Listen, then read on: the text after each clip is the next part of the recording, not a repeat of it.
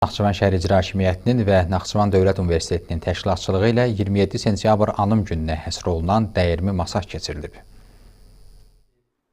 Naxçıvan Dövlət Universitetinin İngilis dili təmayüllü gimnaziyasının direktoru Nazim Rəhimov çıxış edərək tədbirin əhəmiyyətindən və ölkəmizdə şəhid adına göstərilən ehtiramdan bəhs edib. O bildirib ki, hazırda gimnaziyada 4 şəhid övladı dövlət hesabına təhsil alır və bu da dövlətimizin şəhid ailələrinə göstərdiyi qayğının nümunəsi olaraq xüsusi əhəmiyyət daşıyır. Naxçıvan şəhər İcra Hakimiyyəti başçısının müavini Gülxanım Orucova çıxış edərək qeyd edib ki, Müzəffər Ali Baş Komandan Prezident İlham Əliyevin rəhbərliyi ilə rəşadətli ordumuz 44 günlük vətən müharibəsində qəhrəmanlıq tariximizin ən şanlı səhifələrini yazdılar.